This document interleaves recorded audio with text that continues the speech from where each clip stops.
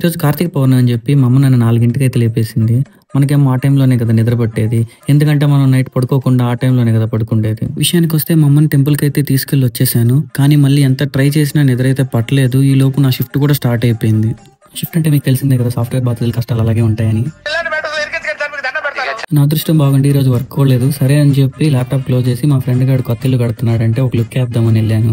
తీరా చూస్తే వాడేమో వీళ్ళెందుకు వచ్చారా నాయన అన్నట్టు చూశాడు మమ్మల్ని. కానీ తర్వాత అర్థమైంది వాడు ఎందుకు మమ్మల్ని అలా చూశాడా అని. ఫస్ట్ అయితే ఇల్లు మొత్తం ఒకసారి చెక్ చేసాము. అన్ని బాగానే ఉన్నాయి కానీ మేము మాత్రం అది బాగలేదు ఇది బాగలేదని వాడిని భయపెట్టేశాము. ఏంటి అట్టముక్క గోడ కంటించారని చూస్తున్నారా? ఇక్కడ ఏదో డిజైన్ చేపిస్తున్నాడంట. మేము చూడడానికి ట్రై చేసాము, బట్ వాడు మాకు చూపించలేదు. వాడు రివీల్ చేయనంటున్నాడు.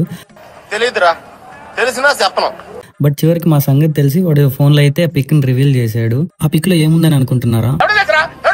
లార్డ్ బుద్ధ డిజైన్ అయితే చేపిస్తున్నాడంట. అది కాకుండా వీడికి టీవీ అయితే సరిపోవట్లేదంట. ఒక ప్రొజెక్షన్ రూప్ అయితే సెపరేట్ గా చేయించుకుంటున్నాడు. లాస్ట్ కి వాడు మా దూల పనులు తట్టుకోలేక బయటకైతే తీసుకొచ్చేసాడు.